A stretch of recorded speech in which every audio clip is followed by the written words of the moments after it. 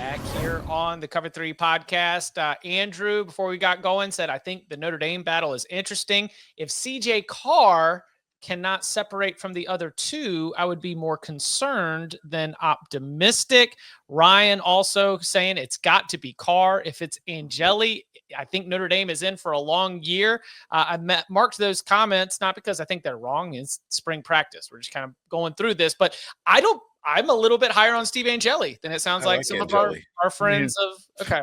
Sounds like the Fighting Irish faithful, just throwing a guy down the river who was loyal to your program, didn't transfer when Riley Leonard came in, stuck around, saved you in the Final Four in the end of the first half of that game to make sure you come back. Just no loyalty whatsoever. The mystery box, the lure. Oh, too strong. So what do we think in South Bend? Kenny Minchie also is there in the mix as well. How do we think this ends up playing out for Notre Dame? I feel like this is a real battle. Right. It's fun. It's fun. Yeah, I don't like Angeli. I don't think is terrible, guys. They trusted him throwing the ball more than they trusted Riley Leonard. I mean, he started winging it around. The passing offense woke up. So I'm saying he might not be like a first-round pick kind of guy, but I think Angeli's plenty good enough to be the quarterback at Notre Dame. If CJ Carr beats him out, it's time to get really excited about CJ Carr because I think we have enough of a baseline to know that Steve Angeli is at least a decent quarterback for a college football playoff team. So if you get a guy that actually beats him out in Carr, who's younger, then it's oh, okay. We might have something here. Like Notre Dame might have a quarterback. Not. I mean, Leonard was a great fit for them last year, but obviously couldn't throw the ball 10 yards downfield. It was tough to watch. Do you think, because I agree, I think Angeli's the floor. I think he's the insurance option. I think Carr's the upside. What do you think happens if they, this is one where I think they might try to draw it out because what if Carr wins it, looks the part in the spring? Does Angeli go somewhere else, or is he just a Notre Dame lifer who's already shown his loyalty to the school? I'm not going to call anybody a lifer in 2025. Right. Yeah. Because what year is he? I think he's a junior. I think. I don't know. What? I mean, I would just think if Angeli doesn't win the starting job, I would bet there'd be interest elsewhere. It's just, I don't know what does he value? Maybe if he hasn't graduated yet, maybe he wants to get his Notre Dame degree and then figure it out from there as a grad transfer. I don't know. I'm always on top of it, 100% reliable. Tailgate saying he's going to have his degree in May. So then if he doesn't win the job and he's a grad, then I would expect he leaves. In that case, because then you've still been pretty damn loyal. You stuck around and got your degree. Yeah, in that case, you definitely extend this to the fall. Mm-hmm. You have your blue gold showcase, and you come to the microphone, say, "I love what we saw from all three of these guys." That now they're gonna hit off season workouts, come back in the fall, and we'll let them continue to compete on into fall camp. That'd be my expectation. Damn, True Media is being really slow.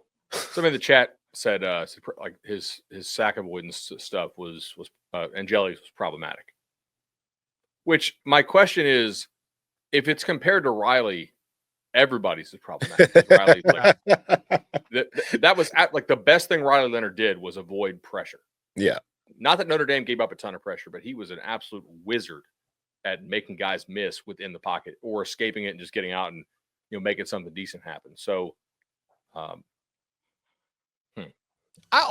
Notre Dame blew the doors off so many opponents last year. Steve Angeli got a lot of burn. And when he would get in there, he was not necessarily just handing the ball off and looking forward to punt. They would remain aggressive, and he would be pushing the ball down the field in blowouts. I thought that was, to me, an endorsement of the trust that they have in him to go with, as you mentioned, Danny, the performance against Penn State where he had to come in and then was able to go out there and step up in the moment. I seem to be on the other side of the Steve Angeli haters, of which there seem to be many, to think that this is a player who can still get Notre Dame to where Notre Dame wants to go. I don't think that they need more to be able to make the college football playoff and go make a run at this thing again. I just want to put out Steve Angeli was sacked 5 times all year.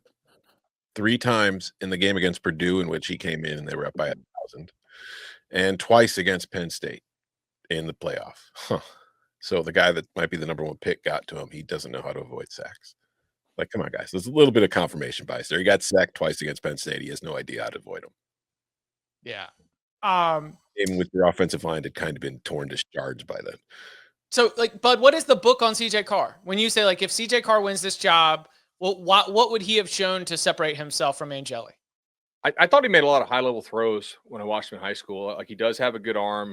He's able to actually make some of the more difficult stuff. I think he has more physical ability than Angeli. So if the mental side gets there, obviously like a very competitive kid, like if that catches up, if he's going in the right place with the ball often enough that the Irish can trust him, because they're going to be really good on defense again. And with Jeremiah Love and that offensive line, like you're going to have a serious run game again.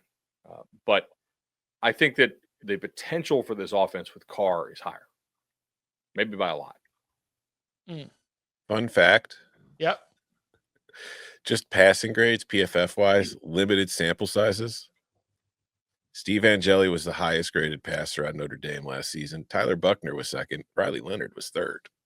Just maybe we shouldn't be so mean to Steve Angeli, Irish fans. Maybe he's better than you think. Maybe it's just anti-Italian discrimination going on here. Huh. Typical. The sack to pressure numbers loaded finally.